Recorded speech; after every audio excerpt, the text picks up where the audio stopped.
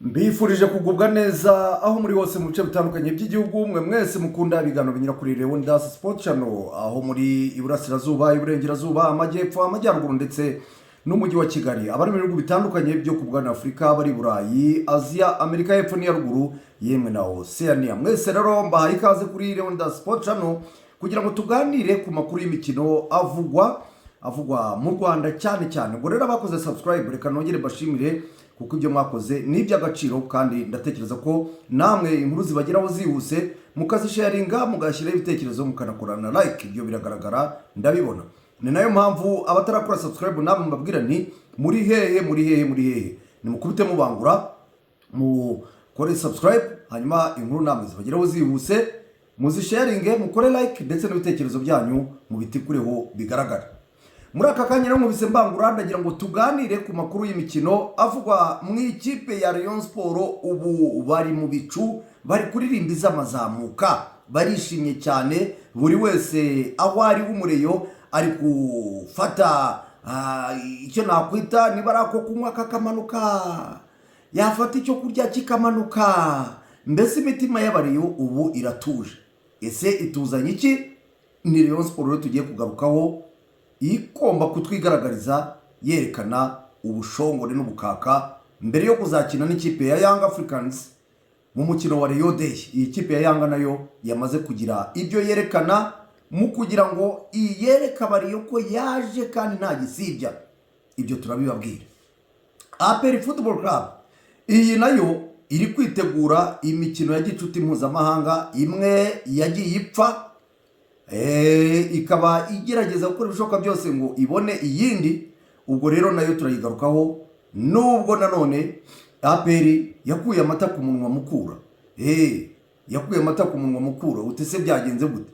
Bari gukina uyu munsi kandi mukura ikabyungukiramo ariko byaje kurangira umukino utabaye. Ese mukura yahombye iki? Ibyo nabyo uraza kubimenya. Hanyuma ariko ndananaga nitoroshi muri Ferwafa ku munsi w'ejo byabaye akamaramaza biratungurana abantu bifata ku munwa barumirwa bumvise uwari kuziyamamariza kuyobora ishyirahamwe ry'umupira w'amaguru mu Rwanda agahangana na Shema Fabrice akaba itsinda rye barafashe icyemezo cyo gukuramo kandidatire ku munsi w'ejo. Iki ngiye kukigarukaho ndetse yewe mbere yuko ninjira muri izo za Rayon Sport ninjira muri izo za APR reka munyemerere manze ngaruke kuri iyi dosiye ya Walteri nabo bari bafatanyije kureba uburyo ki bakwiyamamariza kuyobora ishyirahamwe ry'umupira w'amaguru mu Rwanda. Mu masaha ya saa sita shyira nyuma ya saa sita nubwo mbere na mbere harimo abari batangiye no kubiwisa nubwo nanjye hari ibyo nari namenye mbere nko kuwa kabiri ubwo naganiraga na bamwe bagize iri tsinda bambwiraga ko bafite ikibazo cyo kubona bimwe mu byangombwa biba bisabwa kugira ngo biyamamarize kuyobora iri shyirahamwe. Ndetse yewe nk'uko umwe muri bo yabigaragaje kuri Twitter kuri X akaba yitwa Rurangirwa Louis akaba yari kuzaba ari komiseri ushinzwe iby'imisifurire iyo iri tsinda ryabo riza gutorwa ndetse akaba yaranashinzwe umutekano muri iri tsinda ryari ririho mu babayoboraga bari barangajwe imbere na Munyantwari. Yagaragaje ko bamwe muri bo byabagoye kugira ngo babone ibyangombwa byo kugira gute byo kwiyamamariza kuyobora iri shyirahamwe. Hari icyangombwa cyitwa extrait du casier judiciaire. Iki nari nanakivuze ejo kuri radio Isibo. Ni icyangombwa cyerekana ko utafunzwe. Bamwe rero muri aba ngaba nk'uko bigaragara nk'uko ubuhamya buvugwa biravuga ko ngo bakibonye bisabye ko bitabaza umushinjacyaha mukuru. Ibi ni kigaragaza ko mu by'ukuri bigoranye kandi ubundi murabizi ko icyangombwa cy'uko umuntu atafunzwe rwose ubundi busanzwe sinzi ukuntu biba byagenze kiboneka mu buryo bworoshye. Urabizi ko bakibaza buri wese hari ibikorwa bitandukanye ujya gukora bakakubaza extrait du casier judiciaire. Yewe nanjye njya no kwiga muri kaminuza ndabyibuka nacyo barakimbajije ubwo n'ubu ngubu wenda birashoboka ko bakikibaza kigomba kuba kiri muri dosiye yewe n'aba-agenti ba za MTN na za Airtel nabiyo bagiye gukora hari ibyangombwa babaza umunya nacyo kirimo kandi kiraboneka.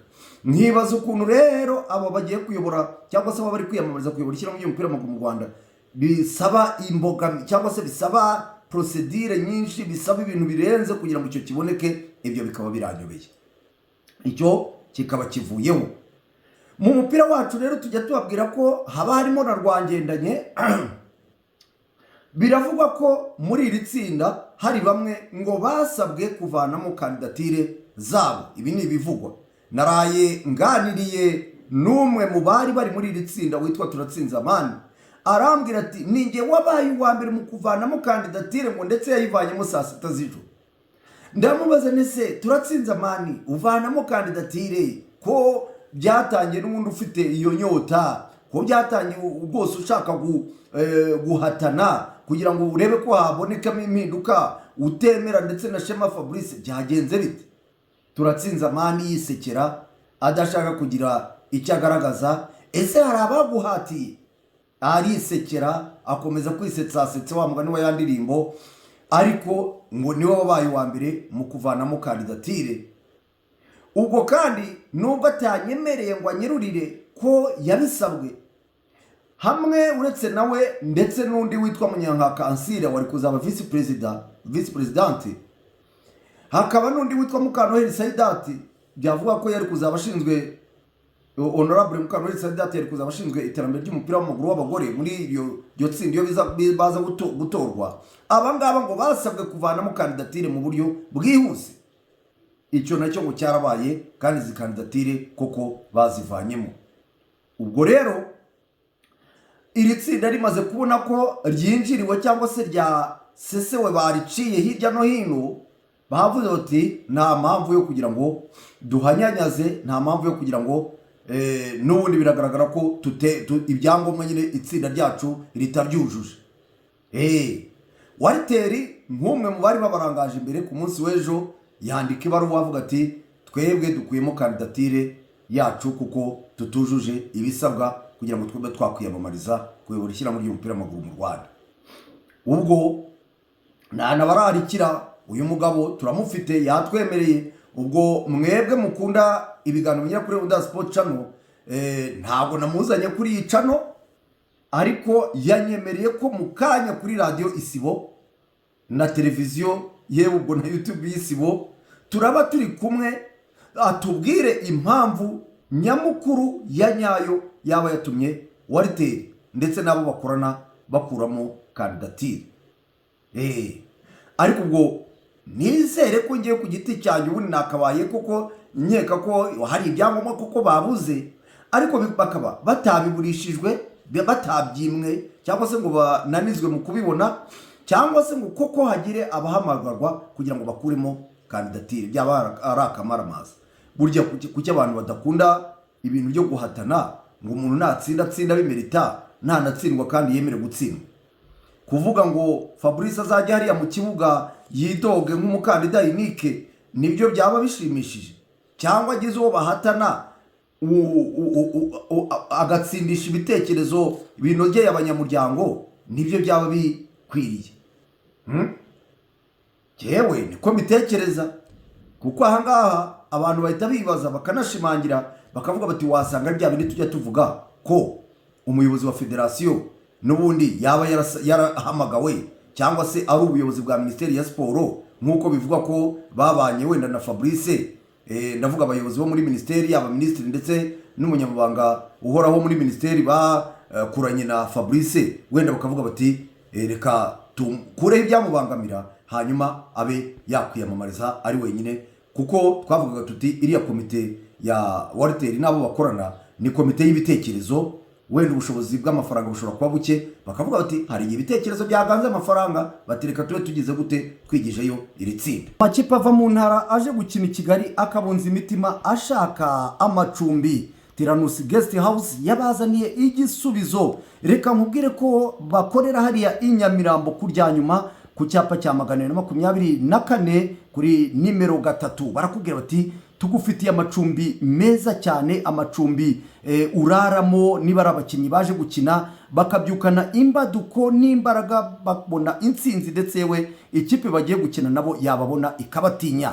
Nababwira iki rero amakipe yo mu ntara muba muvuga muti twebwe twaje i Kigali tujya mu macumbi tubonamo ibintu by'imeri, tubona dushe na toilette niza nta kigenda, batangira kuduha amashuka abandi barayemo. Reka nkurangira ahantu heza abakinnyi bawe bazarara ku buryo bavuga bati kweri intsinzi turi bunayibone, bayigusezeranye wowe perezida. Ni muri Tiranusi Guest House cyane, Amagaju, Musanze, Rutsiro n'izindi kipe nyinshi cyane. Nababwira ni mugane muri Tiranusi Guest House, babakirane urugwiro mu macumbi yabo yuzuye umunezero. Bakubwira bati ni hafi ya stade, abakinnyi bawe bava mu macumbi berekeza kuri stade, nta handi hantu banyuze cyangwa se ngo binakurushye ujya gutega imodoka. Ni hafi ya Kigali Pele Stadium, ari nayo yakira imikino myinshi. Ubwo rero nababwira iki, mwebwe mufite amakipe sinay'umupira w'amaguru gusa, n'ay'ibindi bigo bitandukanye no mu yindi mikino itandukanye, mwese muhawe ikaze muri Tiranusi Guest House. Si ibyo gusa rero no gutegura ubukwe tubifiteho ubuzobere. Bantu mushaka ko tubatekera mu bukwe, ni mutugane, dufite inzobere zizi guteka ku buryo abatashye ubukwe bwawe bavuga bati turanuriwe. Ibyo kunywa birahari by'ubwoko butandukanye. Wowe ushaka ko tugutegurira ibirori turabigutegurira, wowe ushaka ko tugutekerereza uko ikirori cyawe cyagenda, ibyo turabigukorera. Wowe tugane tukwakire neza muri Guest House, utugane rwose turakwakira.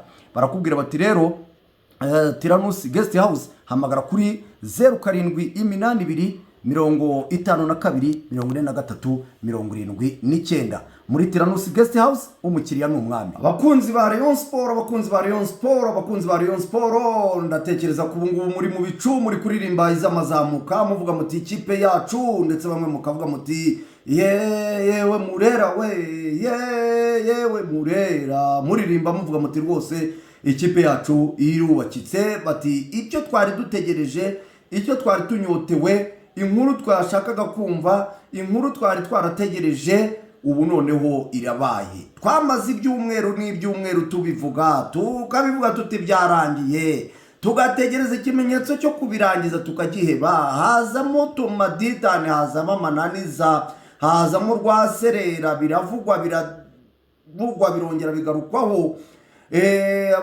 Bamwe bati nyamara bati ari bwigendere, abandi bati nyamara ntabwo ari bwigendere, abandi bati yongeye yapandishije, kandi koko bikaba ariko bimeze. Tukavuga tuti ese Rayon Sport bizarangira ryari ko uwamaze amezi n'amezi wifuza gusinyisha Bigirimana Abedi? Uyu akaba ari umukinnyi nk'uko twabibabwiye wa performinze neza cyane ageze hano mu Rwanda. Ubwo yavaga mu ikipe ya Rukinzo yerekeza mu ikipe ya Kiyovu Sport, yabaye umukinnyi w'inyenyeri mu myaka 2, nubwo buri yakinnye 3 muri Kiyovu, ariko yabaye umukinnyi w'inyenyeri mu myaka 2 Kiyovu Sport yahatanyemo igikombe n'ikipe ya APR Football Club. Navuga ngo uyu mugabo yahagije APR, yahagije amakipe bahatanaga, by'umwihariko Rayon Sport yo iramuzi kuko yarayicekezaga iyo bahuraga. Aza kuva mu ikipe ya Kiyovu Sport yerekeza mu ikipe ya Polisi, nabwo ariko Rayon Sport yari yamushatseho. Ikipe ya Polisi nk'uko bisanzwe iteka, nubwo wenda batwaranye igikombe cy'amahoro, ariko mu byo abantu batekerezaga muri Polisi sibyo babonye. Atari kuri Abedi gusa Bigirimana, ahubwo ku bakinnyi b'ikipe ya Polisi muri rusange. Ntekereza ko Rayon Sport ijya kurambagiza Bigirimana Abedi ititaye ku musaruro wo muri Polisi, kuko irabizi ko abakinnyi benshi bayo bavuye mu ikipe ya Polisi cyangwa se bari mu ikipe ya Polisi badashobora kwiyexprima cyangwa se badashobora kwigaragaza ku ruhando mpuzamahanga nk'uko babyumvagamo. Bakavuga bati rero Bigirimana Abedi, tuguze Bigirimana Abedi wo muri Kiyovu, ntituguze Bigirimana Abedi wo muri Polisi. Batahari wenda kuko ari umukinnyi ukiri mutoya, ashobora kuzongera akagira imbaraga yari afite zo muri Kiyovu, bityo akaba yatanga umusaruro muri Rayon Sport. Nanjye kandi niko mbyemera, ni nako mbyizera. Bigirimana Abedi ni umukinnyi udakuze, ni umukinnyi wakongera mu gihe yaba ari mu bafana yigaragariza abafana akina umupira we gusa, ariko nanone bigasaba nabo bafatanye, kuko burya nabyo birabarwa, ntabwo umukinnyi akina wenyine, agize amahirwe akagira abo bafatanya beza, bikaba partnership nzima, nk'uko nguko harimo Ndayishimiye Richard akaba ari muzima, bakaba bashobora guhuza n'abandi baba bari aho ngaho mu kibuga, ntekereza ko wenda byagira umusaruro. Bigirimana Bedi ni umukinnyi rwose navuga ngo Rayon Sport iguze, umuntu ashobora kwizera, ni ukwizera, ashobora guhinduka, umukinnyi ashobora kuba yari mwiza akaba yaza akaba flop. Ubwo rero ku munsi w'ejo abantu bari bategereje amatsiko, bafite amatsiko yo kumenya ngo noneho biraba. Ejo rero byarabaye, ndetse we na Rayon Sport iramutangaza, imugaragaraza bari ko shootinga muri stade Amahoro, nka stade bazakiriraho Young Africans, ko Bigirimana Bedi kuri miliyoni 25 ubu ngubu ari umukinnyi bidasubirwaho wa Rayon Sport mu gihe cy'umwaka umwe. Uwo mwaka watangiye, iyo umuntu yasinyishijwe umwaka umwe kandi ku mafaranga menshi, uhita utangira kubara igihe yacakiriye. Ubu ngubu umwaka washize bariyo, umuntu mutangira gutekereza ayo kumuha yandi, cyangwa se ayo kwemera ko yahiye hanyuma mushake undi, ariko umwaka wo washize akimara kugira kuri konti ye, umwaka wo kuri washize. Nubwo we wenda urumva umwaka ari mutoya, nako umwaka ari munini, ariko twebwe nk'abasesenguzi namwe nk'abareba mumenye ko umwaka washize, umwaka wari muke cyane. Ubwo rero uyu Bigirimana Bedi akaba aje muri Rayon Sport, nekereza ko bavuga bati azaba inyenyeri, azadufasha, ndetse no umukinnyi bavuze bati ni wowe wacu kuri Rayon Day, tugutezeho kwigaragaza, dore twa shootingiye mu Mahoro, biragaragaza ko ari wowe, ndetse nk'uko banabyanditse bavuze bati intwaro y'igipimo nyacyo. Ubwo rero natwe tugiye kureba ko azaba ari intercontinental missile ballistic, nibwo tuzabireba ko ari babyita gute, intercontinental ballistic missile, IBM, IBCM, intercontinental ballistic missile. Rero ubwo rero niko tugiye kuzabireba uko azaba yigaragaza mu kibuga. Ubwo rero n'abandi bakinnyi, Rayon Sport iracyavuga ko ikiri ku isoko, ejo irakina na Muhanga. Ubwo ibyo nabyo turaba tureba uko yitwara, hanyuma ubwo ije mu mikino itandukanye. N'ubundi bakubwira ko kuri tariki 1 izakina na Gasogi, hanyuma kuri tariki 6 ikina na Gorira, kuri tariki 9 ikina na Etincelle, tariki 15 ikina n'ikipe ya Young Africans kuri Rayon Day. Hagati aho Yanga nayo yamaze kugaragaza ko abantu barenga 1000 bazaba bari muri delegation izasesekara i Kigali ku tariki 16 z'ukwezi kwa 8 ije gukina n'ikipe ya Rayon Sport. Uwo ni umukino utegerejwe na benshi. APR Football Club iyo yagomba gukina na Mukura Victory Sport kuri wa gatandatu, ariko umukino wapfubye Mukura bayikuye amata ku munwa, kuko ari umuryango wari wayemeye kuhita uyikabukira miliyoni 5. Bakimara kumva rero ko APR itakije Huye, ni umuryango wo gushishikariza abaturage kwirinda icyorezo cya sida n'ibindi byorezo. Bavuga bati turanyuzamo ubutumwa rero mu bafana baraba baje bumvise APR itaje, bavuze bati ye baba uraduhemukiye APR, dukuye amata ku munwa. Ariko APR nayo yavuga ati nubwo tumaze twafuzaga gukina, ariko abakinnyi nanone bananirwa kuba twarakinnye n'Intare, twari tumaze gukina na Gorira, twari tumaze gukina na Gasogi, reka tunyuzemo utundi tunsi baruhukemo gakeya. Kuwa kabiri twinaga mu kibuga na Gorira, hanyuma twatake n'indi mikino. Biravuga ko bazakina na Polisi, ari nako kandi bategura tariki 17 gukina n'ikipe ya Power Dynamos. Azamu nayo ngo bashobora kuzakina ku itariki 23 ngo bitaremerwa, ariko birakavugwa ko kandi Simba yo byapfuye ngo iyo ntizaboneka, nubwo ari umukino bari bateganyije, bavuga bati nawo nundi uzaduha challenge. Ubwo ndatekereza ko rero APR mukuriye gushaka undi kuriya kwezi ni kukuriye kubapfira ubusa, mukuriye kukubyaza umusaruro mugakinamo imikino myinshi cyane ya gicuti yabafasha kwitegura CAF Champions League. Murakoze cyane rero, mukomeze mubane nanjye kuri Ronda Sport Channel, ibitekerezo byanyu mubisuka, hanyuma nandi makuru nanjye ndakomeza kuyahiga. Bye bye.